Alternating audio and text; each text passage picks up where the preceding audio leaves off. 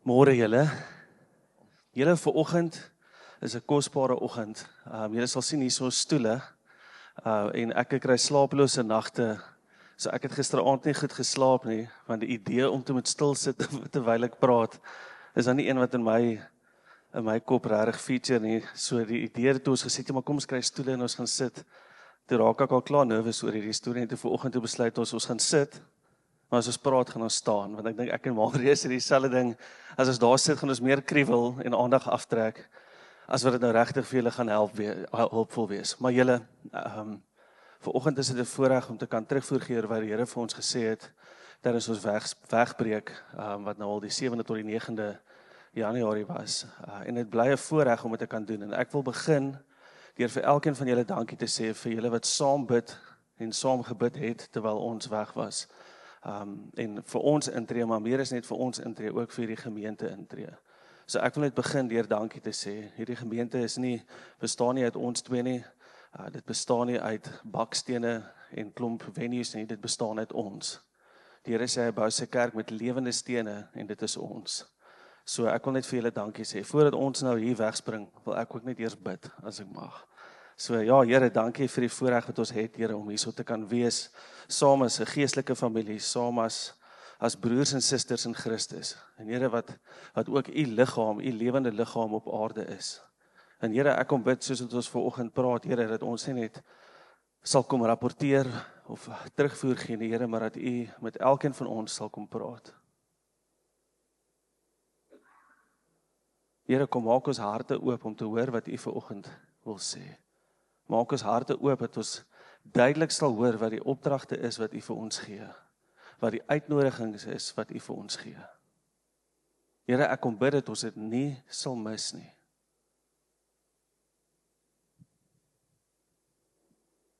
Dankie Heilige Gees vir u teenwoordigheid. Kom praat Heilige Gees.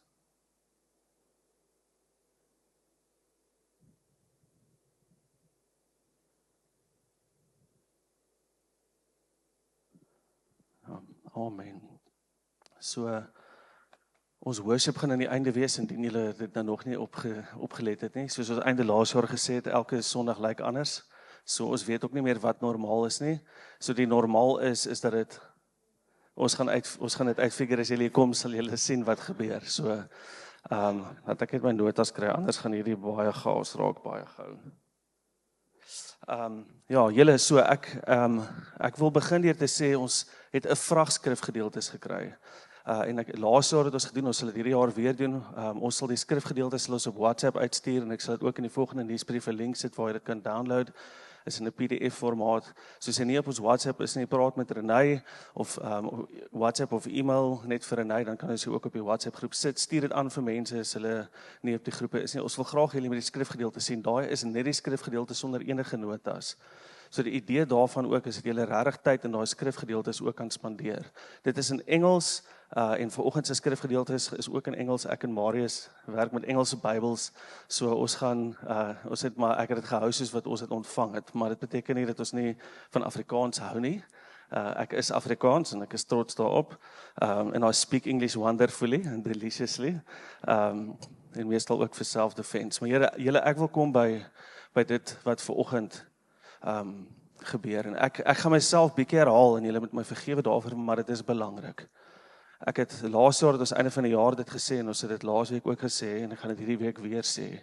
Dit wat ons vanoggend hiermee besig is nie 'n oulike tema wat ons teen 'n muur kan opplak en dink dit is 'n great one-liner wat ons vir almal kan vertel soos wat ons rondloop nie. Jy kan dit ook doen. Maar dit wat die Here met ons oor praat, is nie one-liners en 'n tema nie. 'n Tema is iets oulik wat jy na kan kyk, en jy sit terug en jy dink, dis cool. Die Here is besig met opdragte en uitnodigings. Daar's 'n geweldige verskil. Die ene is net 'n ding wat mense na kyk, die ander ene is, as daar opdrag is, moet daar optrede wees. As daar opdrag is daar 'n verantwoordelikheid om ook gehoorsaam te wees. En as daar uitnodiging is, beteken dit ons moet RSVP, ons moet reageer. Is julle met my? Want hierdie is so belangrik. As ons vir mekaar sê hierdie is net 'n tema, dan hoef ons nie verder te praat nie. Maar as ons sê dit is 'n opdrag, dan beteken dit daarso is 'n reaksie en daarso is 'n optrede. wat vir ons belangrik is om te doen. Is dit okay met julle? Ons sukkel. Julle, ek wil net vir julle herinner wat die opdragte was en ek gaan regtig dit net noem. Ek gaan dit nie enige iets daar praat nie, maar julle, ons kom al van 2022 aan. En elke jaar in die begin van die jaar breek ons weg en hoor ons wat die Here sê en wat die opdragte is. En ek en Marius moet nog gereeld in ons praat vir mekaar herinner. Sê ja, die tema en as dit soos dis nie 'n tema nie. En dit is een van daai goed wat ons mekaar aan moet herinner. Want as ons heeltyd praat oor tema, later gaan sit dit in ons harte dat ons dink dit is net 'n tema. Maar in elk geval, 2022 was ons hier weg, opgewonde met niks in ons gedagtes nie, in 'n blank canvas, en die Here het gesê, I will build my church.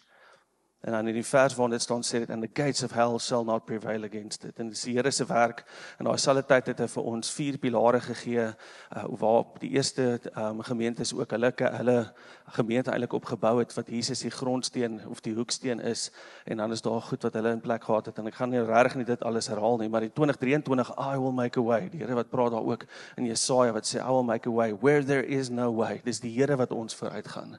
2023 was a year of assignment, waar die Here gesê het, elkeen van ons het 'n roeping in 'n plek, en daar was baie rondom dit, en dan laas jaar was return to the heart of worship, en meeste van julle was hierso met daai opdrag ook van die Here, wat het gesê het, ons moet kom op 'n plek waar ons moet omdraai, terugdraai en uitkom by die hart van die Vader en aanbidding.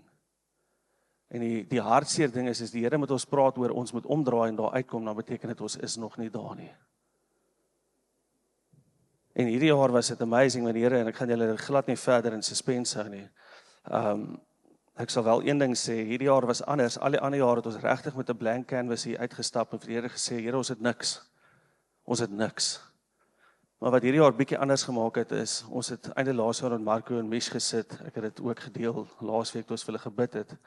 En terwyl ons met hulle sit en ek na hulle storie luister, toe is dit asof Here net vir my sê, die volgende natuurlike ding, nadat mens return to the heart of worship, as jy terugdraai en jy kom by die hart van ware aanbidding, is die natuurlike volgende stapie vir my en jou, om daar te bly. Met die woorde, abide in me.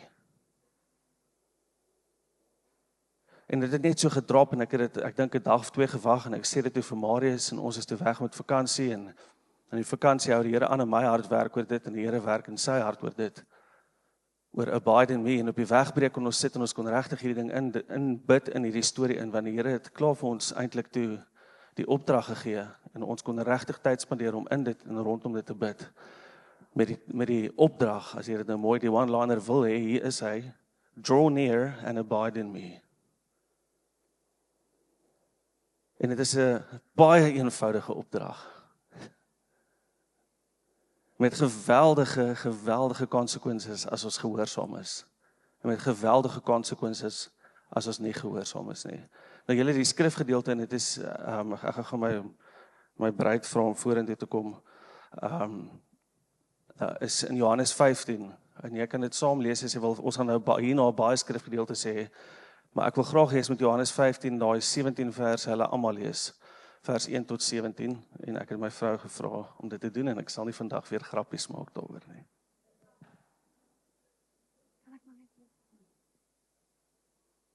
Goeiemôre.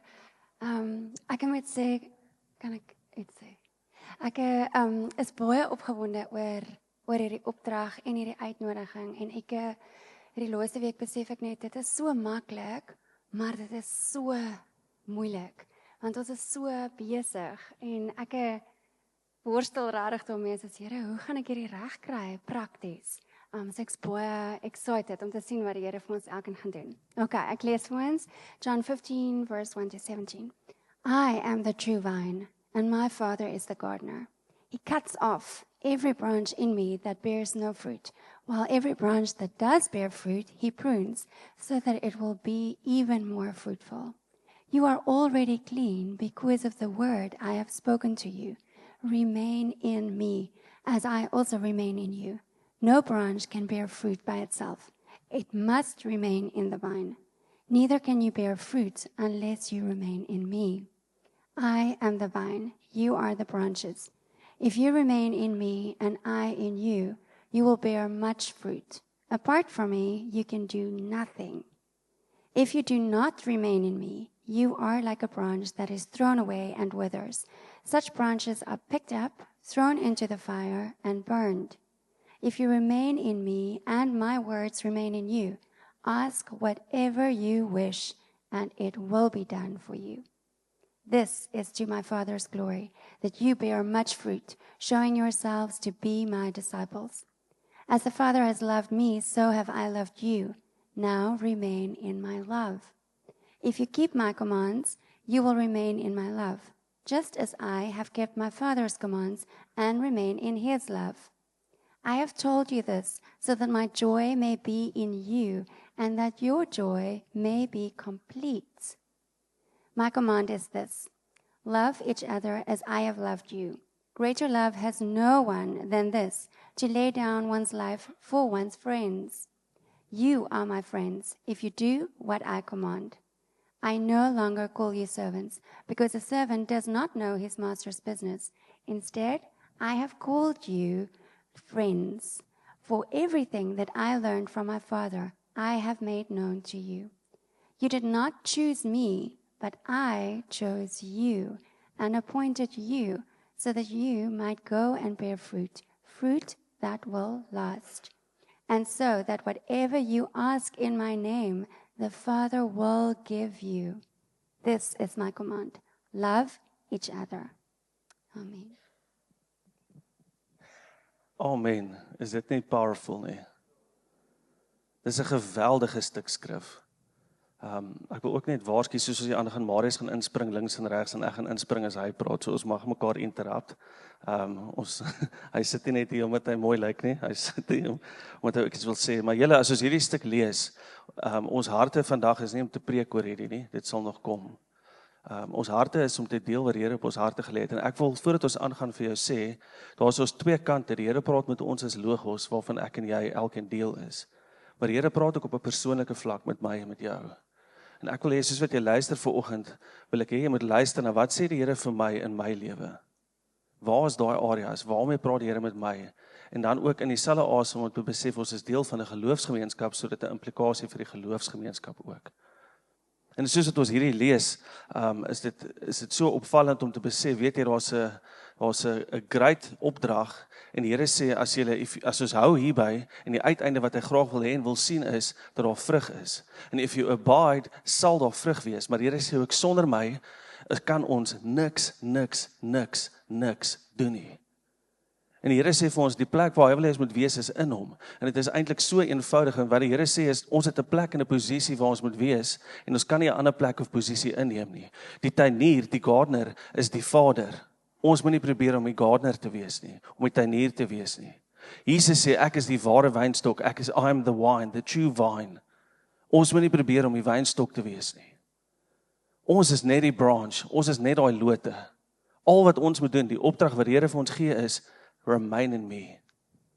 Ons moet nie probeer die tuin maak nie, ons moet nie probeer die loot wees, sodat al ander mense uit ons uit kan groei nie. Ons moet net in die loot wees, en ander mense ook help, en saam met mense journey, om ook in die loot te wees.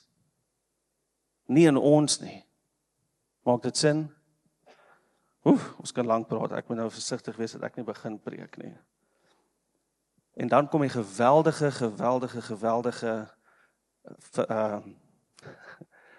nagevolge as ons nie remain. Ek lees ons in vers 6 wat sê, if you do not remain in me, you are like a branch that is thrown away and withers. As ons nie in die Here bly nie, sal ons wither, sal ons verderf en so opkrummel, en op die ouend net niks wees nie. So, ja, julle, daar is geweldig baie skrifgedeeltes, ons kan nie eers alles lees nie. Vers 11 sê die Here, die rede hoekom ek hierdie vir julle gee is, sodat my joy complete kan wees in julle. So hierdie is ook nie 'n opdrag om jou neer te druk en jou plat te druk en jou lewe onaangenaam te maak nie. Hierdie is juis 'n opdrag wat die Here sê, if you remain in me, your joy will be complete. Jou joy sal ten volle en volledig daar wees, want dit is gewortel en gevestig in die een wat joy is. En dit is waarna toe die Here ons nooi. Johannes 16 vers 33 sê, I have told you these things so that in me, dit is wat ons posisie is, you may have peace. Wow! In this world you will have trouble, but take heart, I have overcome the world. Die Here sê, daar kom troubles en daar kom moeilikheid en ons beleef dit om ons sien dit in ons sien dit in ons gesinne, en ons sien dit in ons families, ons sien dit in ons vriende. Hierdie wêreld het geweldige trouble, maar die Here sê, te midde van die trouble, te middel van alles wat aangaan in en om jou, het jy die vermoë om vrede te hê, want jou vrede is in Christus. En dit is waar die Here wil hê ons moet wees, in hom. Dis eintlik so 'n eenvoudige opdrag. Maar dit is so belangrik. Dis eenvoudig, maar dit is nie altyd maklik nie. Ons ken ons daai ding. Maar ja, in Esdra, ek gaan vir Marius tag team. So ek het vanoggend begin met die vraag, ken jy hierdie Jesus? In gebed vanoggend het die Here my net weer herinner aan 'n huisie waar ek en Waldie eintlik heel eerste opgedaag het, toe ons was Langebaan toe, om daar in gebedsafsondering te gaan, en ons soek toe net 'n boom waaronder ons kon sit. Nou, ek sê vir hom, dis die Weskus, daar's nie bome nie. So, ons is toe nou daar, en ons sien, en daar's 'n huisie wat op 'n rots gebou is. En ons is daarin, en daar's so ander mense, so daar kan ons ook bid. En toe is ons so afry en omry, en ek kyk so op, en ek sê, wow, wat 'n beeld. Hierdie huisie op hierdie massiewe stuk rots. En vanoggend onder gebed herinner die Here my daaraan, en hy herinner my aan 'n insident wat ek en Annelies op Tafelberg gehad het. Waar ons bo op die berg staan, en 'n Amerikaanse toerist na ons toe kom en vra, sorry, where's Table Mountain? En my vrou kyk haar eintlik, haar gesig val sommer so, en ek dink die vrou besef toe sy, I'm standing on it. En toe vra sy, waar kan sy gaan 'n foto neem? In elk geval. Maar weet jy, die Here vat my terug in gebed vanoggend, en ek besef daai ding. Ons lewens, ons sê ons bou ons lewens op die rots, op Jesus Christus. Besef ons waarop ons bou. Ek kon eers sien die prentjie toe ek onder omkyk, en ek sien hierdie huisie wat op hierdie massiewe rots staan. En ek sê, wow, jy sien dit nie as jy bo in die huisie is nie. En dis die belangrikheid, dit is alleen in abiding, wat jy begin leer ken, hoe lyk hierdie rots waarop my huisie gebou is, my lewe. So is sommer net 'n gedagte wat daar gelos is. Julle, een van die skrif wat die Here net so gebring het, om sy hart aan ons te openbaar, was in Jesegiel 45 vers 4. Die konteks van daai gedeelte gaan hier van Jesegiel 40 af aan, is die Here besig om Jesegiel kry visioen van hierdie die tempel wat gaan kom, wanneer Israel se voluit geherstel is en gered is, en die Here kom woon in hulle midde. En so dit is die beeld, 'n visioen, glo baie, en ek ook, van die tempel in die millennium koninkryk van Jesus Christus. En daarin sien ons dit waarna hy uitsien. En daarin sien ons sy hart ook, en hy vat toe en hy onderstreep hierdie saak in hierdie versie vir ons, en ek lees vir julle. It will be the sacred portion of the land for the priests. So hy is besig om te sê, hierdie grootte gaan vir dit wees, en daar, julle kan lekker daar gaan lees. Maar hy sê, it will be the sacred portion of the land for the priest, who minister in the sanctuary, and who draw near to minister before the Lord. It will be a place for their houses, as well as a holy place for the sanctuary. Jy hoor die twee duidelike goeders. Ek en Waldie is nie priesters nie. Ons is 'n heilige priesterdom. En hier sien ons die hart van die Vader, dat daar is ministry, bediening wat gebeur in die sanctuary. Al die bedieninge wat ons so doen in die sanctuary, maar dan is daar ook die bediening om nader te kom na die Here toe en aan hom te bedien. En die Here het vir ons kom sê, ons het besig geraak met die bediening in die sanctuary. En ons is geweldig goed daarmee en is wonderlik. Maar die Here het gesê, ek verlang na die bediening na my. Drawing near and ministering unto the Lord. Dis 'n uitroep van die Vader na intimiteit. Sê ons kom kerk toe om besig te wees met mekaar. Maar soms voel die Here, julle vergeet van my. En daarin kom hierdie opdrag van die Here wat hy uitroep na abiding, is die Here se begeerte, dat ons sal inkom daar in daai heilige intimiteit met hom, elke een van ons. Amen. Ja, ja, amen. Marius het nou so gepraat van, ons was in Langebaan. So hierdie wegbreek was in verskillende opsigte anders. So, ons het hierdie jaar die Here vir ons gesê, ons gegaan met die idee van 'n abide, en die Here het dit net absoluut kom bevestig. En voordat ons net stap van daai gedeelte, wil ek net noem hoe amazing dit is, dat die Here hierdie woord al eintlik op soveel verskillende maniere reeds bevestig het. Ons het met die ouderlinge gepraat. Ek is besig om so op die PowerPoints en die goed op te vang van die preke wat ons nie opgeneem het nie. Dan besef ek en Marius praat so gereeld van die goue draadjie wat so deurgaan. Maar die boodskappe wat in die vakansie bedien was, is so absoluut in lyn met presies hierdie. Hierdie week, ek vang op my e-mails en ek stuur vir Mariska, wat nou ook hierdie week verjaar, wat by Scripture Union is, wat nou getrek het Magaliesburg toe. Hulle het laas naweek met hulle leiers 'n gebedssessie gehad, en sy sê toe vir my, hulle het saam gebid, en dit wat die Here vir hulle gesê het, is een woord, abide. En ek kan nie wees nie. Ek is net weggeblaas, en sy stuur vir my nog het antwoord, goed wat die Here vir hulle gesê het, net so een stukkie uit 'n boek uit, en ek sê soos, dit is die Here wat ons dien. Hy het dit klaar kom bevestig, en dit is net so amazing. So, nog 'n manier wat hierdie jaar anders was, Marius het nou verwys na dit. Die eerste paar jaar was ons by Volmoed daar in die Hemelaarde Vallei. Laas jaar was ons by die Stonehouse in Fossil Hill, net daar buite McGregor. Hy was nie beskikbaar nie, dit was ons eerste keuse. Ons was soontoe gaan, en toe eventually het ons nie 'n plek nie, en ons begin net so rondkyk, en ons kry toe 'n plek op Airbnb, en so 3/4 pad deur hierdie storie, toe kom ons agter die plek se naam waarheen ons gaan is Lions Den. So, ek noem dit so vir my vrou, en laas jaar, soos julle weet, was 'n interessante jaar, en sy sê, nee my liefie, julle kan nie na die Lions Den gaan nie, en ek het nog eers gegiggel en gedink is snaaks, maar meer ek gedink het oor dit, en sommer maar net deel het, maar net besef ek, die veiligste plek vir Daniel om te kon wees, was in die leeukuil. Voor die tyd was daar persecution, en die mense wou hom doodmaak, en hulle was op sy kuis, maar die oomblik toe in daai leeukuil gegooi is, kon die Here die leeu se monde toemaak, en was die mense nie naby hom nie, want hulle is te bang vir die leeu's, en het hy veilig in die teenwoordigheid van die Here gesit. En ons het veilig in die teenwoordigheid van die Here gesit. Nou mense kan 'n lang praat oor Daniel in die leeukuil. Ons eindig daar, en elke keer praat die Here met ons oor waar ons onsself bevind. So obviously is ons dadelik, ek is soos okay, maar Daniel in die leeukuil, en ons lees dit deur, en ek wil eintlik nie lank daar praat, want die Here het eintlik vir ons toe iets heeltemal anders openbaar. Maar die ding wat ek wil sê is, en dit is geweldig bemoedigend, Daniel het homself in die leeukuil bevind as gevolg van gehoorsaamheid aan die Here, nie aan mense nie. Hy was absoluut gehoorsaam aan die Here, en op die ouens dit wat beteken dat hy in die leeukuil gegooi is. Maar dit is ook sy absolute gehoorsaamheid aan die Here wat hom veilig gehou het. En ek wil jou vandag bemoedig, jou gehoorsaamheid kan jou partykeer in die moeilikheid laat beland. Maar dit is ook net jou gehoorsaamheid wat die krag van die Here sal release in ons lewens. So hoor hierdie, en is die Here se krag, nie ons eie nie. So Daniel 6, julle kan dit gaan lees, ons gaan nou nie vanoggend nie, maar vers 22 sê, My God sent his angels and shut the mouths of the lions. They have not hurt me, because I was found innocent in his sight.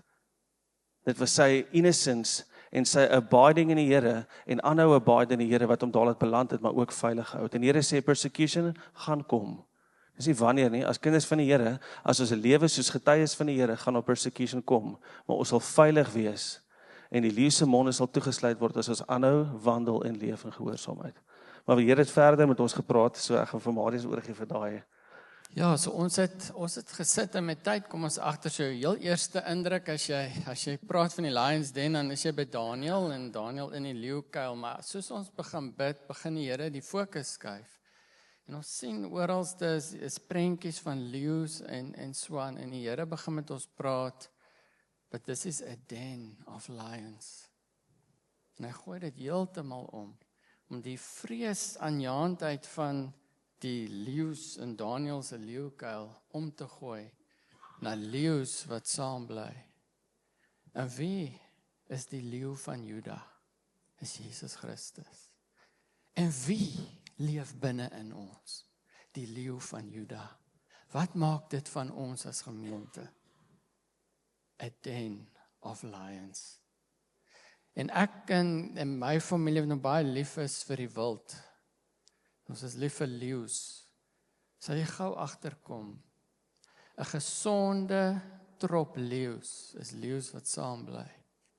Leeu's wat mekaar leer, dat jy sien, ons is gewoond aan die Morami leeu's aan die suide van die Wildtuin. 'n Gesonde trop leeu's, om hulle oor die jare te sien, die kleintjies wat inkom, die oueres wat afsterf, maar 'n gesonde trop wat aanhou. En om te sien hoe die ouer leeu's die jongertjies kan leer, die oordrag van al daai kennis, van ervaring, hoe om te jag. En 'n trop van leeu's is leeu's wat by mekaar bly. Want wanneer een leeu uit sy posisie is, want elke leeu in 'n trop het sy rol. En wanneer een leeu sy rol nie opneem nie, veral as hulle gaan jag, dan misluk die jagpoging en die hele trop lê daaronder. En die Here bedien ons rondom hierdie saak en sê hoe belangrik dit is vir elke een om te besef, jy's nie 'n bywoner nie. Jy gaan nie kerk toe nie. Jy is kerk. Jy's deel van die Here se trop leeu's. Jy het 'n verantwoordelikheid wanneer jy ouer is om oor te dra na die jongeres. Jy het 'n verantwoordelikheid om jou posisie in te neem wanneer daar 'n vyand kom.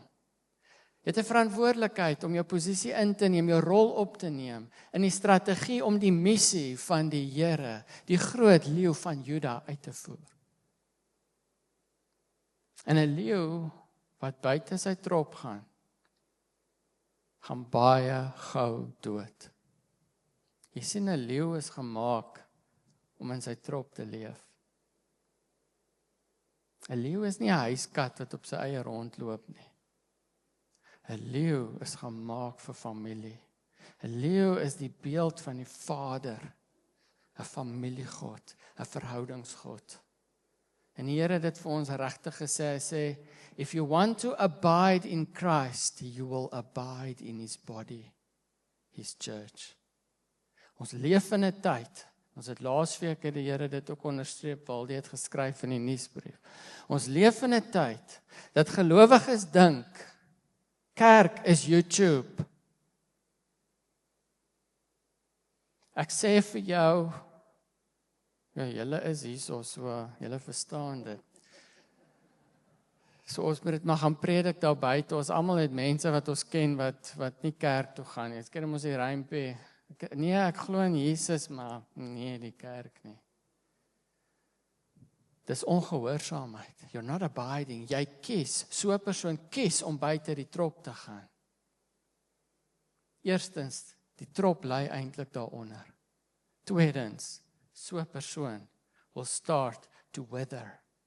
En ek wil vir julle sê, as julle wil weet hoe lyk wingerdstompies wat wither, gaan na die tent toe, dan gaan jy agter by die hekkie, dan sê jy sien al lê 'n hoop, as dit nie al opgebrand is nie. Is daar 'n hoop wat vir vuur maak hout daar gesit is, presies soos wat Jesus gesê het in Johannes 15.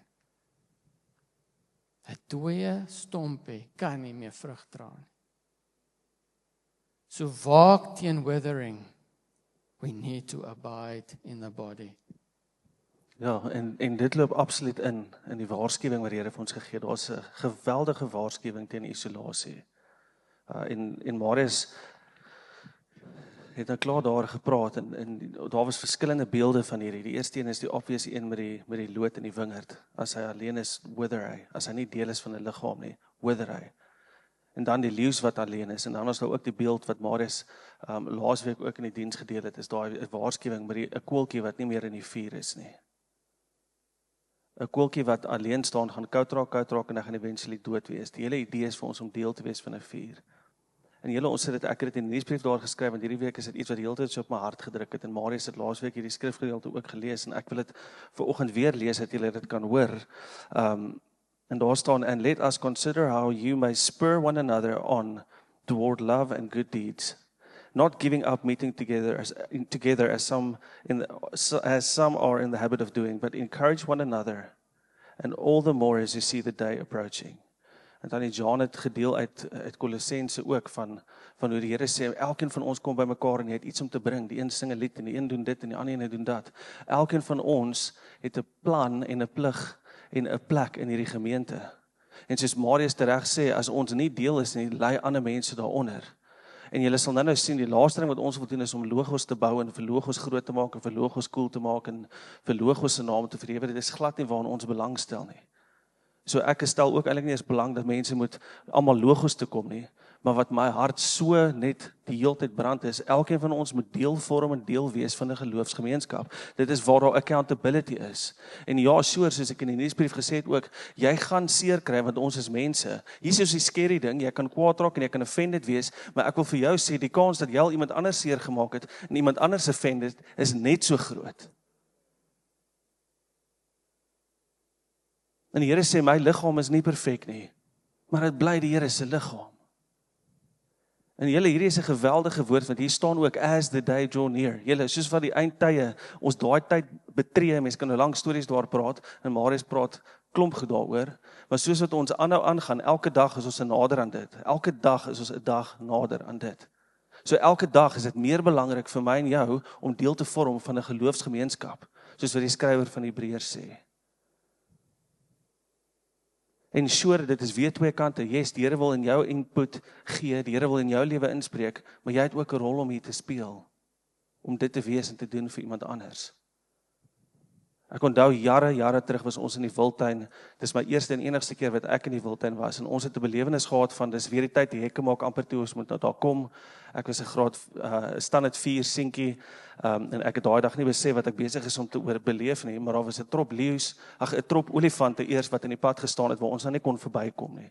Nou kan ek sien, my pa raak bietjie nervus.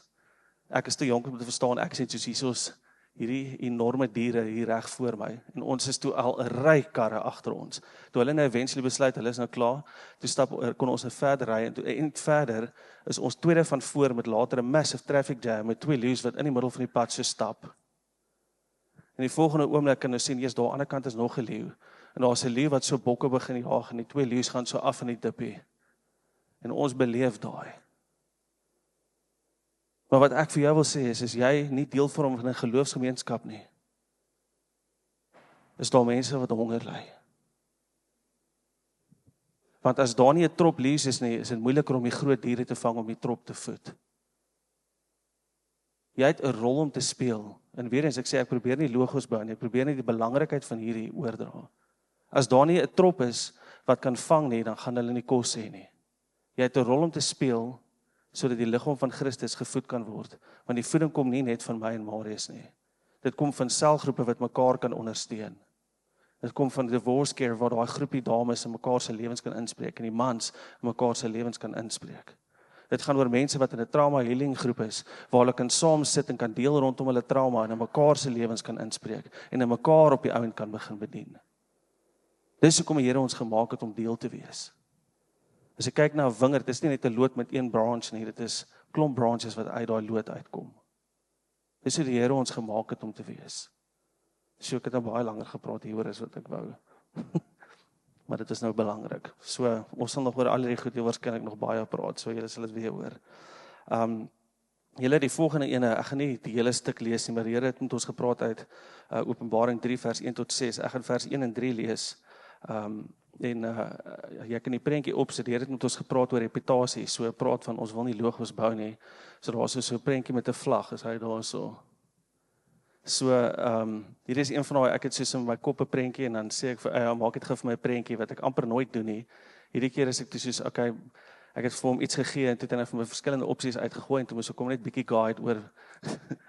Maar julle, daai vlag is eintlik supposed om gelower te word. Nou die van julle wat kan onthou, die Here het laas jaar met ons al gepraat oor die vlag van logos moet laer. Hy moet gesak word sodat die naam van Jesus kan verhewe word. En die Here het met ons gepraat oor reputasie. Nou hierso wil ek ook weer sê, daar's die reputasie van logos, maar daar's ook 'n reputasie van my en jou. Ek en jy het reputasies. Maar hoor gou, ek gaan dit lees en dan gaan ek oorgee aan Marius. Ag, hierso. To the angel, tegnologie. To the angel of the church in Sardis write, these are the words of him who holds the 7 spirits of God and the 7 stars. I know your deeds. You have a reputation of being alive, but you are dead. Wake up, strengthen what remains and is about to die, for I have found your deeds unfinished in the sight of my God. Remember therefore what you have received and heard. Hold fast to it and repent. But if you do not wake up, I will come like a thief, and you will not know what time I will come to you. En die Here het geweldig met ons hieroor gepraat, maar as die eerste tag team dan sal ek inspring. So dis belangrik om te besef, nê. Ek is passievol, vir my van die kosbaarste dele in die skrif is Jesus se direkte briewe aan sy gemeente. Dis nie via mense geskryf nie, dis Jesus self, is sy eie skrywe aan sy gemeente. En wat ons daar sien is Jesus draai nie doekies om nie. Hy praat reguit. Hy praat tot die punt en hy's prakties. En daarom glo ek is dit woorde wat ons regtig moet ter harte neem.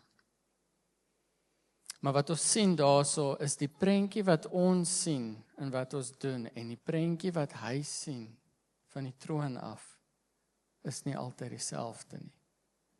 In hierdie geval het die Here met my en Waldie kom praat en gesê, oppas. Oppas vir doodsheid wat inkruip. Godsdiens, gewoonte. Dat 'n mens begin hardloop op die reputasie van wat was, iets wat 'n realiteit was, maar dit is nie meer nie.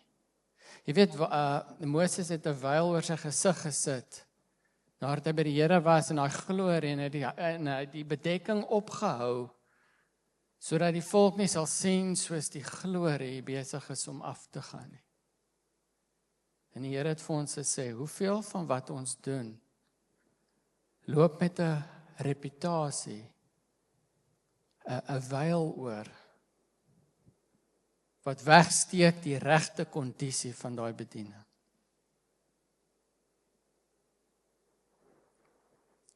Ons is klaar met maar net dinge doen. Ons wil hê Jesus Christus moet lewendig gesien word in alles wat ons doen, moet geervaar word. Die lewe, die vrug van lewe moet in alles, tasbaar, sigbaar, kan beleef word. Dis 'n konfronterende woord. Maar die Here het gesê daai doodsheid ingesluip. Ons het besig geraak met dinge wat nie meer leef nie.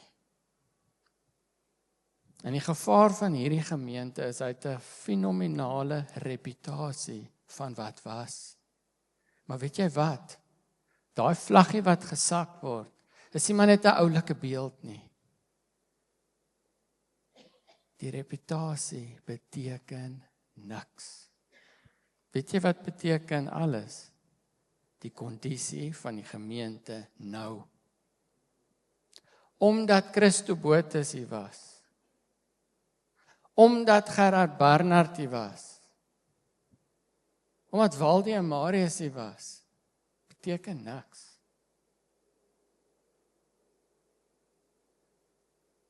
Dit gaan oor, is Jesus lewendig in ons midde? Is dit 'n gemeente wat absoluut abide in hom? En dis waar ons gebring het, is om regtig vir in ons eie lewens hierdie vyl te kan afhaal en sê, Here, kom openbaar wat in my aangaan. My verhouding met U. Help my om te los dit wat dood is en kom maak lewendig dit wat lewe.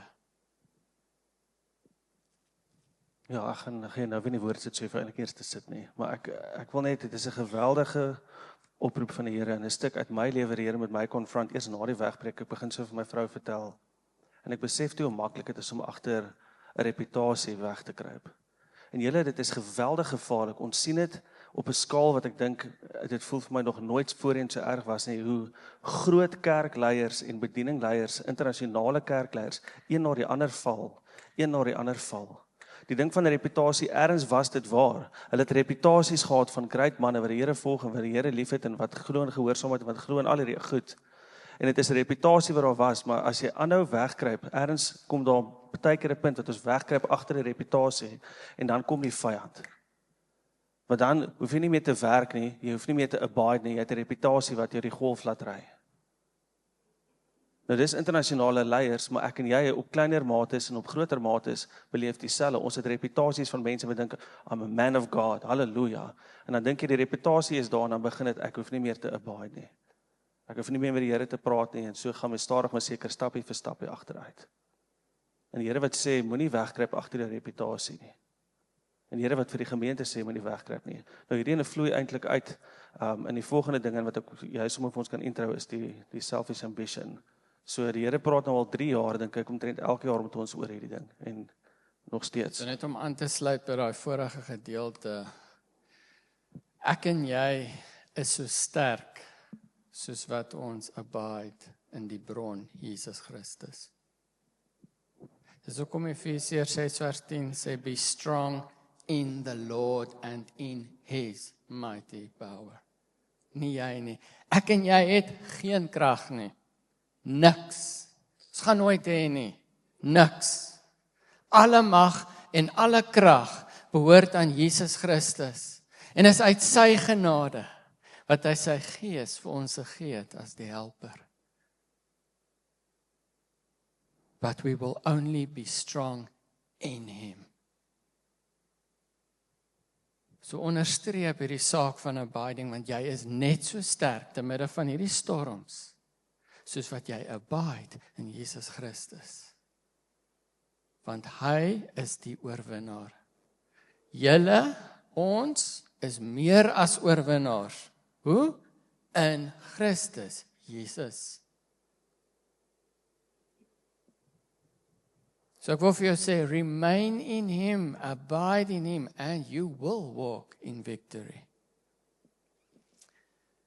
Nou ja, dit bring ons by 'n saak wat die Here vir ons begin aanroer en sê, wat is die sake wat staan teen hierdie abiding?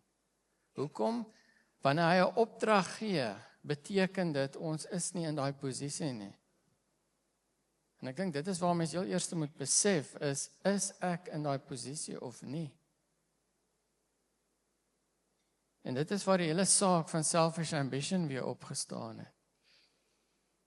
En ek onthou in ons beginjare, ek dink dit was om John, dit is 'n sterk woord, in daai tyd gekom van die Judas gees in ons midde.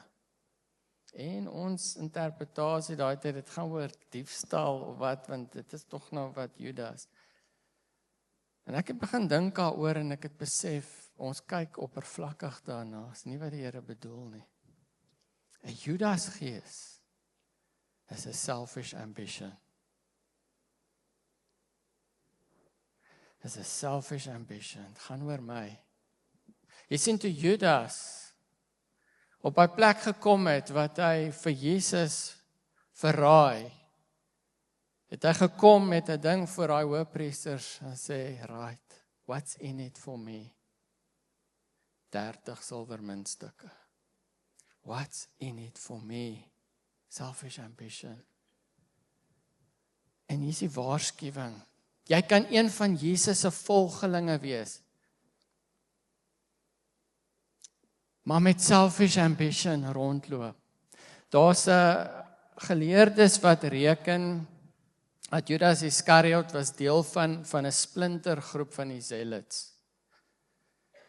En dit het my laat dink en besef, weet jy wat, hy het Jesus gevolg met daai ambisie van die Zealots, dat Jesus die Romeine gaan kom oorwin. En hoe nader Jesus na die einde kom en sy boodskap sterker raak, maar ek gaan kruis toe, begin dit teen hierdie ambisie wat in Judas is, begin dit werk en 'n teleurstelling groei. Soveel so, dat een van Jesus se volgelinge, wat al daai goed saam met hom beleef het, bereid was om vir die prys van 'n slaaf vir Jesus te verraai. Ons moet so waak teen selfish ambition in ons lewens. En hy kleer homself baie mooi in en hy steek homself baie mooi weg. So kom die Here al van die begin af vir ons begin waarsku. Sy Judas gees. En ek dinge begin doen om myself te bevorder, wanneer ek dinge doen wat ek voel gedoen moet word. Wanneer ek opinies lewer teen boodskappe wat van vooraf kom, wat gepredik word, omdat dit nou nie pas by hoe ek dit wil hoor nie. Dit is alles selfish ambition. 'n ewel in die oë van die Here. Want dit het gekos. Dit was die deur waarmee Satan kon werk om Jesus Christus toe te vat. So ons moet waak teen dit.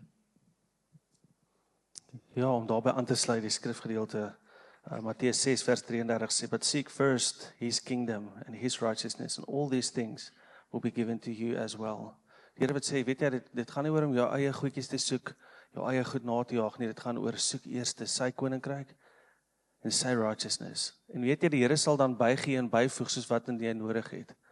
En as dit kom by selfish ambition, dan loop ons 'n baie groot risiko om rond te loop en die mense uit te soek wat is en wat selfish ambition in hulle hart het. Maar ek wil vir jou vanoggend sê, stop net vir 'n oomblik, sit by die Here en vra vir hom, wat is die selfish ambition wat in my eie hart is? Wat is dit, Here, wat in my hart is, wat ek najaag, wat nie u wil is nie? En ek dink dit is eenvoudig, want die vraag wat ons vir onsself moet vra, permanent vir ons as gemeente, maar vir ons as individue is, Here, wat sê u? Want baie keer het ons soveel opinies, soveel gedagtes en soveel dinge, maar ons het op 'n punt kom wat ons in alles wat ons doen, seek first the kingdom of God, his righteousness. Here, wat sê u? Nou, hierso. Want die res maak nie saak nie. En as ons die res begin najaag, die ander dinge begin najaag, dan hardloop ons af op 'n afgrond. Want dan is ons op ons eie. Dan het ons uit die wyn uitgestap en is ons nie bruikbaar vir enige iets nie. Scary. Net bruikbaar om in die vuur te gegooi te word. So, ja, abide. Julle, ja. Die volgende ding, alles kan julle sien, haak eintlik maar so een na die ander in by mekaar. Die volgende ding wat die Here duidelik met ons oor gepraat het, was 'n reset to factory settings. Nou as die Here sê is met 'n abide, dan beteken dit ook by default daar so is heel waarskynlik dingetjies en goedjies wat ons tyd opneem wat dit moeilik maak om dit te doen. Nou reset to factory settings, dalk weet almal dit nie, dit is soos jy druk 'n knoppie of jy hou hom in op 'n tyd goedjies. Op jou foon moet jy hom nogal redelik soek om te kry en dan sê jy nog as jy seker dat jy dit wil doen en daar het jy gesê jy is definitief seker om dit te doen, vra hy weer vir jou is jy regtig seker jy wil dit doen? En dan vra hy vir jou om een of ander account in te log en vir een of ander password wat jy al 3000 jaar terug vergeet het in te sit, so net om hierdie ding te reset. Dis so moeilik dit is om deesdae fone en dinge te reset. Jy moet deur die hele proses gaan en hy vra die hele tyd vir jou is jy seker? En ek wil vir jou sê, as ons begin 'n proses van reset, gaan die vyand ook die hele tyd kom en sê, is jy seker? En dan gaan jy sê, ek is seker, en dan gaan jy sê, is jy regtig seker? En dan gaan jy sê, ja, en dan gaan jy sê, gee eers maar die password, dan gaan jy sê, ek kan nie onthou nie, en dan gaan ons maar net aan. En dit is die gevaar, maar die Here sê, stop, reset. Die reset van devices is daar so op die ouend so baie goed op jou rekenaar, wat so baie gemors en resources gebruik, dat jy het op die ouend amper nie die ding kan gebruik nie, dat jy moet reset, sodat jy net weer al die nonsens wat jy deur die jare opgebou het van kan ontslaa raak, sodat jy kan uitkom by dit wat regtig saak maak. En dit is wat die Here vir ons ook sê, ons hou onsself partykeer so besig met die nonsens, maar ons moet daai reset knoppie druk, ons moet die moeite doen om daardeur te gaan en daai journey saam met die Here, sodat ons alles kan afgooi wat nie nodig is nie, sodat dit wat waarlik en werklik nodig is, kan sy plek inneem, en dit is 'n persoon en sy naam is Jesus. Jesus wil daai middelpunt van ons lewens wees, maar ons het tierlantynkies, laasweek het oom Retief ook gepraat oor dit, daai tierlantynkies en die dingetjies, daar's ook skrif in Hebreërs 12 wat sê, die Here, daar kom 'n skit, sodat die mensgemaakte dinge kan afval, sodat net die werke en dit wat die Here se is, kan bly staan. En ons is in 'n koninkryk dat is unshakable, met ander woorde is die Here skit, dan beteken dit is die onskitbare goed wat sal bly, sodat die skitbare dingetjies, die tierlantynkies kan afval. Die Here roep ons tot 'n stop, tot 'n stilstand en tot refleksie. Ons is so gewoond daaraan om te hoor en te hardloop, dat ons nooit uitkom by gehoorsaamheid en om te abide nie. Die Here sê stop. Stop. En dan waar daar belangrik word om ook te kan reflekteer, om in te neem dit wat die Here sê. Nie net aan te hardloop na die volgende ding nie. Ja, waar is vir jy iets? Ja. Here het vir ons met hierdie woorde van reset, to factory settings, gevat na nog 'n brief. Die eerste een aan die gemeente van Efes, en ek wil vir julle lees. Hy sê, Openbaring 2 vers 1 tot 7. Ek lees vanaf vers 2. I know your deeds, your hard work and your perseverance. I know that you cannot tolerate wicked people, that you have tested those who claim to be apostles, but are not, and have found them false. You have persevered and have endured hardship for my name, and have not grown weary. Soos daar stop, wow. Imagine Jesus het net dit vir ons gesê, lekker. Maar dan gaan hy aan, Yet I hold this against you. You have forsaken the love you had at first. Consider how far you have fallen. Repent, en hier kom die reset. Repent and do the things you did at first. If you do not repent, I will come to you and remove your lampstand from its place. En julle ken al die res. Oppas dat ons dink dat ons bediening, of dit nou is prediking, as dit is bediening aan mekaar, dat dit jou onmiddellik kwalifiseer as well done voor die Here. But there's a higher standard, there's a higher calling. Daar's iets wat meer belangrik is as dit wat ons doen. Is om te abide in Jesus Christus. Om hom absoluut op 'n plek van liefde te ontmoet. Sodat die vrug daaruit kan vloei, sodat die bediening daaruit kan vloei. En dit sluit maar net aan by daai effek van dat 'n ou kan so besig raak en jy doen later met 'n sluier oor jou gesig die dinge wat jy doen, want jy kom nie meer uit by Jesus nie, want jy is te besig met sy dinge. Maar die Here het vir ons sy woord gegee, die Here het hierdie brief gegee aan sy gemeentes. Ons het nie 'n verskoning nie. Dis hoekom hy ons roep in hierdie tyd. Dit is seker vir my van die besigste tye ooit. Tegnologie maak dinge net meer en meer besig. AI raak net slimmer en slimmer. Dinge gaan net vinniger en op so 'n standaard van verwagting gebeur. En Jesus sê nou moet jy kom om in my te bly.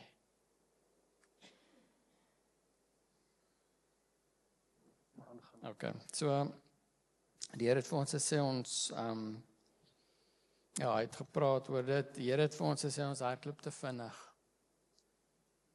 Ons is besig om vinnig te hardloop in baie dinge wat ons doen vir hom. En in die proses is ons besig om hom te mis. En ons wil nie meer so aangaan nie. Ons kan nie meer so aangaan nie. En die Here het vir ons gesê, ons moet stop en op 'n plek kom van refleksie. Hy het vir ons gevat, toe Vader die aarde alles geskaap het hy 'n dag gehad en hy het iets geskaap en hy het teruggestaan en bewonder. Hy het gereflekteer op wat hy gedoen het. En hy het self gekyk en gesê, dit is goed, wonderlik, ek kan aangaan. Jy sien, 'n ou kan vreeslik besig raak in bediening. Maar stop ons ooit om te reflekteer. Die Here bedien ons met onsaglik baie woord in hierdie gemeente. Ek praat nie eers van prediking nie. Net vanuit die gemeente uit. Stop ons ooit om te reflekteer. Wat het die Vader nou net vir ons gesê? Want daarin lê die lewe en die krag. En dis wat die Here sê, ons hardloop te vinnig. En weet jy wat, as jy begin vinnig hardloop met baie goed, jy begin die waarde daarvan verloor. Draak alledaags. Julle, alles wat kom uit Jesus Christus uit, is heilig, is kosbaar, dis soos goeie parels. En die Here sê ons moet stop, stadiger, reflekteer op wat hy doen. Word rustig, slow down. Jy sien 'n wingerd groei nie oornag nie. Die boere hier om ons, om John en Key, sal verstaan, iets groei, vat tyd. Daai loot wat in die wingerdstok is, dit vat tyd voor hy by vrug begin dra. Daar's 'n tyd van groei, van intieme groei. Die liggaam van Christus groei nie deur consumerism nie. Spiritual consumerism, hoeveel kan ek opkry? Hoeveel kennis kan ek opbou? Kennis, knowledge puffs up, sê die woord. But love builds up. Oppas om najagers te raak van die kennis. As daai kennis nie tot geloof oorgaan, wat oorgaan tot 'n aksie nie, dan het dit gepuff up. En daarom moet ons stil staan en sê, wat gaan ek maak met hierdie kennis? Dit wat die Here nou net gesê het, wat gaan ek maak hiermee? Ek wil nie nou nog iets hoor nie, want ek moet hiermee eers doen en afhandel, sodat ek kan terugkyk en sê, wow, Here, kyk wat het U geskape met U woord in my lewe. En dan gaan ons aan na die volgende ding wat die Here gee.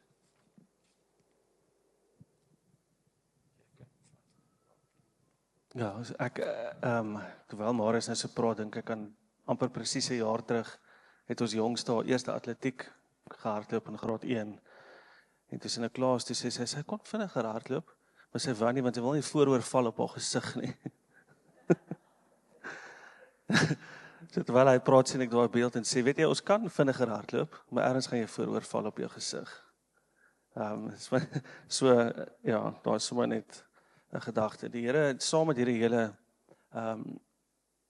die ding van om te stop en te reset, die Here met ons gepraat, en daar's baie praktiese goed wat ons nou 'n bietjie sal deel ook. Ons gaan nog nie, dit is onmoontlik vir ons om alles te deel wat die Here vir ons gesê het, maar ons sal nou nog ietsie deel. Maar oor dit is daar iets in die proses van reset, stop, reflekteer, is die Here ook besig om te prune, soos wat Johannes 15 praat, om terug te snoei, sodat daar weer 'n nuwe lewe kan uitgroei.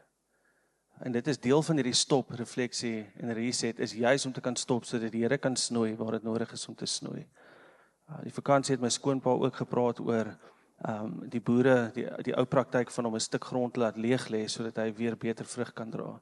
Ek sien 'n nuwe praktyk is, jy moet hom nie heeltemal laat leeg lê nie, want dan kom daar te veel erosie. Slimmer mense as ek. So daar moet 'n bedekking wees, maar die bedekking bly Christus.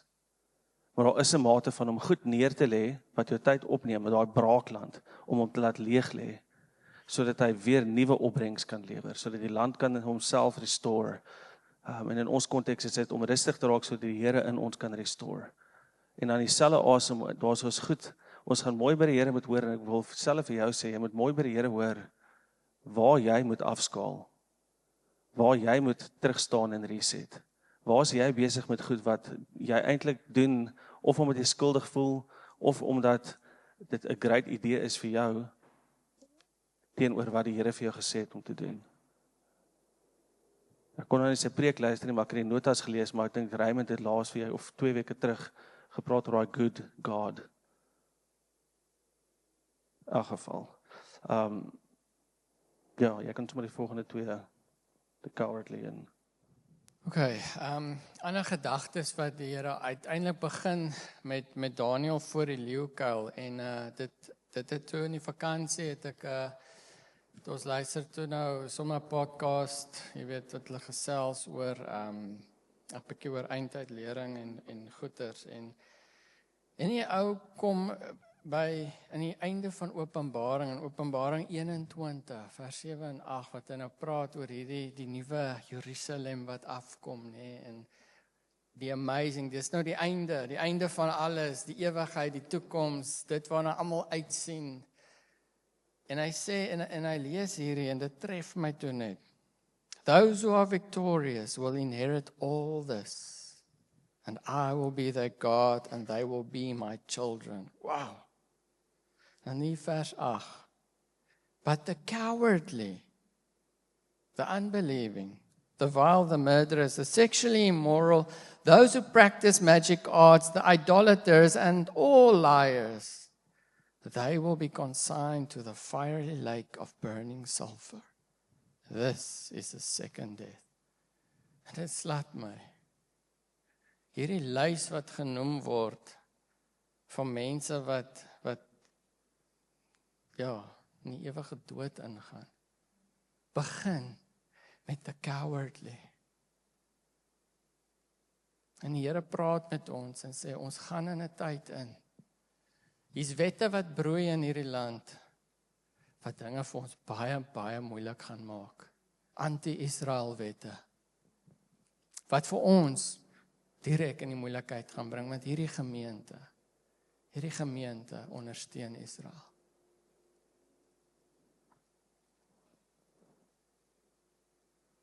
Maar hier's wette wat aan die broei is, wat dit 'n challenge gaan maak. Dinge gaan moeilik raak rondom ons. Nie noodwendig oor wat met ons gebeur nie, maar oor die spasie waarin ons leef, die kultuur van ons dag, gaan dinge moeiliker maak vir kinders van die Here. En die Here sê vir ons, Daniël het nie weggehardloop. Toe hy weet, daar het 'n wet uitgekom wat sê, as jy jou God gaan aanbid, dan gaan jy in die leeukuil gegooi word. Daar het 'n wet uitgekom. En Daniël het nie verhinder om op te hou abide in sy Here, om aan te hou om die Here te soek en tot hom te bid nie, al weet hy, die leeukuil, hy verdien dit ook volgens daai land se wet. Daniël het gestaan. Iets 'n opdrag wat ons hoor by die Here, wat ons gaan moet kan staan. Ons kan nie meer cowardly wees nie, ons kan nie maar net gaan ons knie buig vir die wêreld, en soos wat die wêreld verander, en wat die wêreld van ons vereis, en wat die wêreld sê is die standaard, en wat die wêreld sê is wat jou laat bevorder, ons kan nie meer ons knie buig voor die wêreld nie. Dat hy sê ons gaan moet staan, maar ons staan saam. Weereens, dis hoekom hy eers sê, you abide in his body. Want ek sê vir jou, 'n trop leeu's is 'n ander prentjie, as 'n enkele leeu wat besig is om op sy eie dood te gaan. En ons sal moet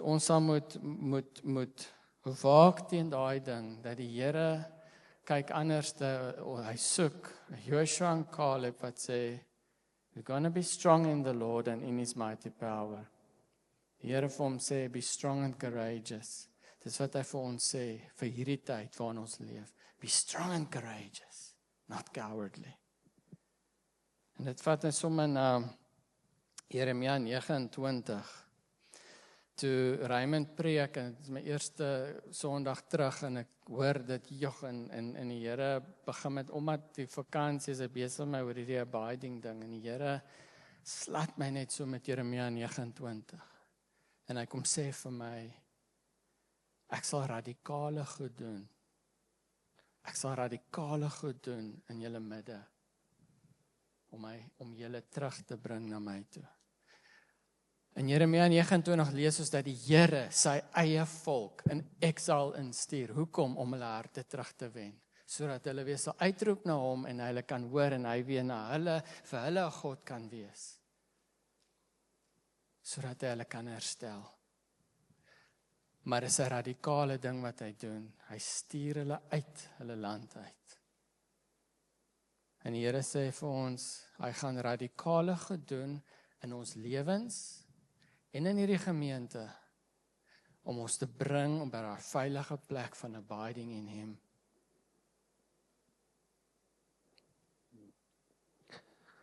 Ja, ek gaan die vliegtuig hier kom land, ons het praktiese dingetjies wat ek ook wil noem, ek wil net hierdie een skrifgedeelte nog lees, Hosea 10 vers 12 tot 13, maar ek wil net vers 12 eindig wat sê, sow righteousness for yourselves, reap the fruit of unfailing love, and break up your unplowed ground, for it's time to seek the Lord until He comes and showers His righteousness on you. Soek die Here. Soek die Here. Julle, ek wil die vliegtuig hier kom land. En as jy dit dalk gemis het, hier is ons klomp praktiese goed wat die Here ook eintlik vir ons sê, met praktiese implikasies. En ek dink die eerste vraag wat ons vir onsself moet vra is, hoe lyk abiding prakties in my lewe? Hoe lyk prakties abiding in my gesin se lewe? Hoe lyk dit in die gemeente? Hoe lyk dit in 'n selgroep as ons 'n selgroep saam abide en die Here soek? Meer is wat ons opinie soek. Hoe lyk dit in vergaderings as ons die Here soek? Hoe lyk dit in ons bedieninge as ons waarlik bedien vanuit 'n plek van abiding? En soos ek nou gesê, die vraag wat mens vir jouself moet vra is, en alles van hierdie is, hoe sal die Here dit doen? Here, wat wil U hê moet ons doen? En dit doen uit 'n plek van gehoorsaamheid. So, dit is die eerste ene. Ek sal nou kom by Sondag, ons wil iets sê oor Sondag. Marius gaan nou, ek wil hom net gou skiep. Marius het nou genoem, ons sit in 'n geweldige bevoorregte posisie, dat die Here mense, meer is net ons twee wat hier voor staan gebruik om woord te bedien en om skrif te bedien. En die Here praat met ons oor, as ons wil baie stop en reflekteer, dan moet ons hoor wat die Here vir ons sê. Nie net aanhardloop met die volgende nice ding, of dink, ja, ek hou nie van daai nie, so ek gaan nie luister nie. So die baie praktiese ding wat die Here op ons hart gelê het, is om te vra of daar mense is wat dit op hulle hart het, om betrokke te raak, of deel te wees, of selfs so 'n ding te kan lei, om skriba, nou dit is 'n geweldige groot woord, wat ek in my mense in Afrikaans seker nou nie eers verstaan regtig wat dit beteken nie, maar in plain Afrikaans vir my en vir jou, ons soek mense wat bereid is om neer te skryf, as daar 'n skrifgedeelte gedeel word, of as daar iets gedeel word op 'n Sondag, as daar goed uit die gemeente uitkom, dat ons kan boekhou van dit wat die Here vir ons sê, sodat ons kan teruggaan en nie net aanhardloop na die volgende ding nie. En is great, ons soek meer as een persoon om by die ding betrokke te raak, want as ons kyk na die Nuwe Testament, dan is daar 'n Matteus, daar's 'n Markus, daar's 'n Lukas en daar's 'n Johannes, wat oor van die goed, al 4 skryf oor van die goed wat dieselfde is. So daar's 4 mense en elkeen praat uit 'n perspektief, en my perspektief is anders as jou perspektief. So ons wil graag mense hê wat betrokke is om hierdie goed te kan dokumenteer, sodat ons dit het, sodat ons kan reflekteer, sodat ons kan terugkyk en nie net vergeet en aanhardloop nie. So indien dit op jou hart is, wil ons baie graag van jou hoor, kontak asseblief vir Renay, of belle kantoor, of ja, ons wil baie graag van julle hoor as julle wil betrokke raak. Ons het nog nie die antwoorde van hoe, waar, wat nie, maar ons wil in gehoorsaamheid slank uitstap en sê, ons moet hierdie doen, die Here praat met ons. So dit is 'n baie praktiese ding. En dan die volgende praktiese ding vanuit abiding, en die Here wat vir ons sê, stop, reset, gaan ons alles evalueer van, Here, wil U ons met hierdie ding doen of nie? Wat ons elke jaar probeer doen, maar hierdie jaar met baie meer intentionaliteit. En ons het nou die laaste paar jaar, elke jaar 'n vas, en ons konfrontasie is, my konfrontasie was, Here, is dit nou net een van daai gewoonte ding, is 'n reputasie ding van ons doen dit elke jaar. Maar ek het geweldige vrede dat die Here sê, ons as gemeente moet vas, want dit is 'n stuk van om te los, die tierlantynkies en die dingetjies laat afval, sodat ons kan uitkom by sy woord, by sy waarheid. En julle, dit is hoekom ons vas, nie om religious te wees, of om oulik te wees, of om rond te loop vir mense te sê ons vas nie. Vas het ons al gesê, dit gaan oor los, maar dit gaan ook oor om vas te vat. Dit gaan nie eintlik net oor die los nie. Vas gaan oor om vas te vat aan Jesus, en al die ander dinge te los. So dit is wat die hart is agter die gemeente vas. Wat vandag begin, as jy nog nie daarvan geweet het, kan ons môre saam begin, jy kan jy môre begin, maar ons wil graag vas tot volgende Sondag. En as jy vas van kos, is dit great, as die Here met jou praat oor ander goed, YouTube, Facebook, TV, wat ook al dit is, wat die Here op jou hart lê. Maar dit moet nie iets wees wat maklik is of gemaklik nie, dit moet iets wees wat vir jou herinner aan hoekom ons hierdie doen. Dis hoekom kos 'n goeie ding is, want soos ek hier staan, as ek honger en my maag grom vir my, so ek dink dadelik, ek wil nou eet. En dan sê ek soos, ek moet ook abide. Dis net daai herinnering, dis nie 'n religious ding nie. Is julle met my? Ek wil dan nie veel daar praat nie, en dan volgende week uit dit uit ook, om daai saam wees, ons is meer as een, dis nie net ek op my eie nie, wil ons 'n gemeente liefdesmaal ook weer, koue vleis en brode, bring asseblief iets vir die gemeenskaplike tafel, en ons fellowship, en ons eet saam, want ons is deel van mekaar. kan julle sien, dit is nie net, ons doen dit nie net omdat dit 'n oulike ding is nie, daar's 'n plan en 'n hart agter dit. Ja, en dan oor ons Sondagdienste die Here redelik gepraat, maar ek dink ons kan die twee praktiese of die praktiese ding, ek gee oor Marius, hy weet eers wat hy nou moet sê nie.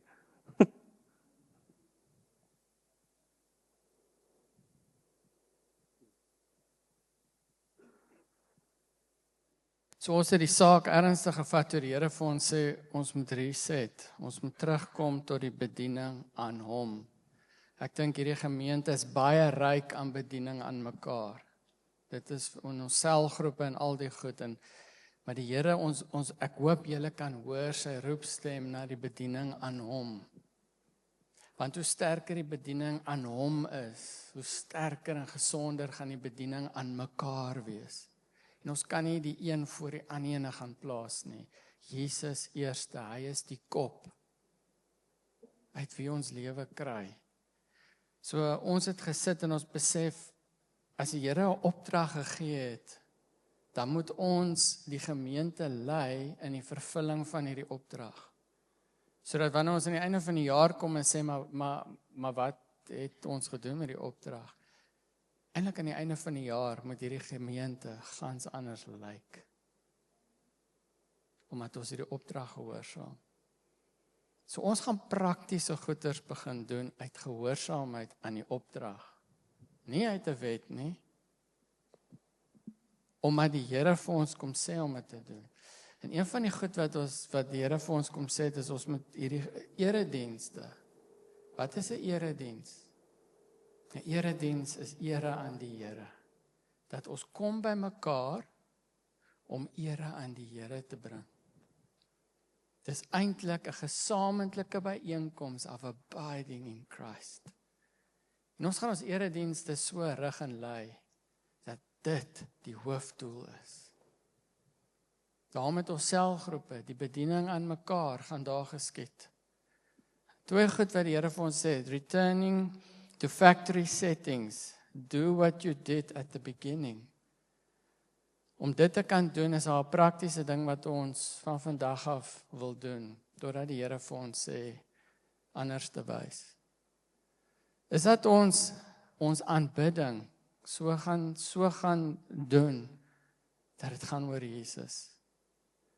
Aanhoudende bediening aan Jesus, nie aan die gemeente nie. Jy sien, ons leef in 'n tyd wat worship 'n industrie geword het, wat geld verdien, en baie geld verdien.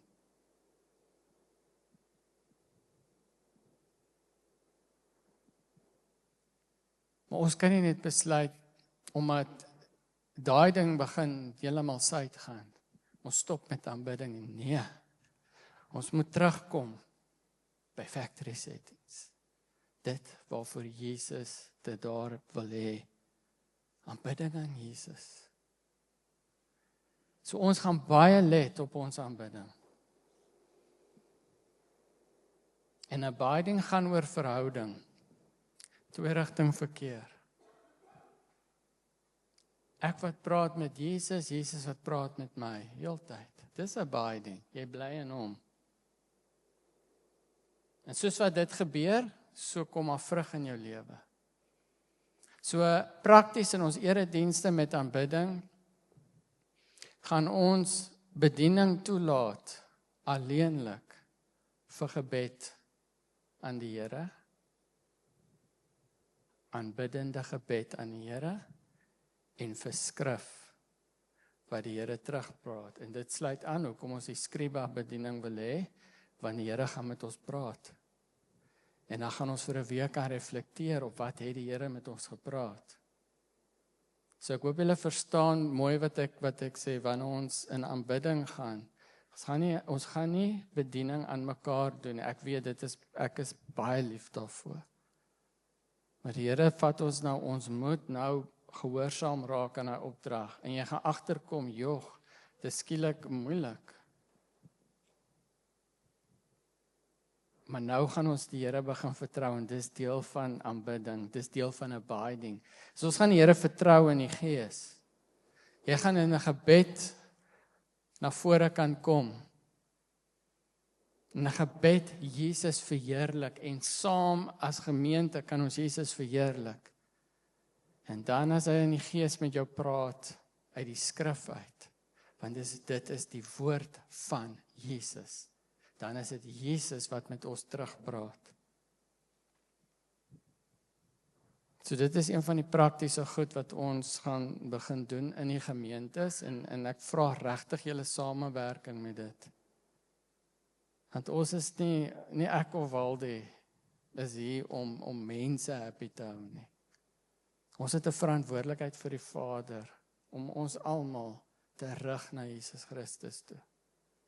Dis waarvoor ons voor sy troon gaan staan. Hoe het ons daai opdrag gedoen? En partykeer moet 'n mens ferm wees oor goed. En hierdie is een van daai sake. Amen. Ja, die worship team kan vorentoe kom. Ons doen hierdie glad nie uit 'n plek van, soos Marius sê, om wetties te wees of om reëls in plek te sit om damper op enigiets te sit nie. Ons doen dit uit 'n stap van gehoorsaamheid. Wanneer Here praat met ons oor orde en Here praat met ons meer as orde, 'n fokus op hom. En ek wil julle aanmoedig om ek gaan nou nog twee goed sê. Die ene is om ander Sondae nog steeds mekaar te bedien op 'n persoonlike vlak, absoluut. Ons nagmaal gaan nog steeds daar wees.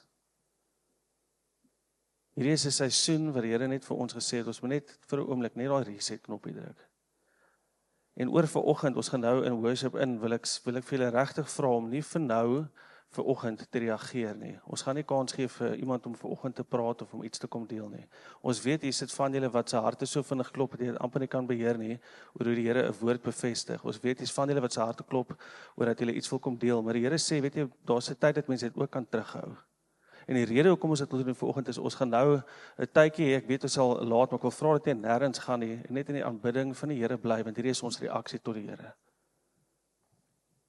Volgende week, omdat ons gemeente vas, gaan ons die diens so inrig dat daar ruimte is vir terugvoer. So, gaan bid nou en dit wat nou in jou hart leef, as jy 'n hart het wat so vinnig klop, gaan bid daaroor. Hoor by die Here, is dit iets wat ek moet deel met die gemeente? En indien wel, wat is dit? Maar ons wil julle uitnooi, hierdie is 'n woord wat die Here op ons harte gelê het. Ons het met die ouderlinge gedeel en daar was geweldige insette en inspraak net klaar by die ouderlinge al ook reeds. Maar julle, ons is een liggaam. En ek sal die skrifgedeeltes vir julle stuur later vandag op haar WhatsApp en dan wil ek vir jou vra om met dit te sit en by die Here te sit. En dis hoekom ons nie vanoggend gaan kans gee nie, want ons wil stop en ons wil reflekteer. Maak dit sin?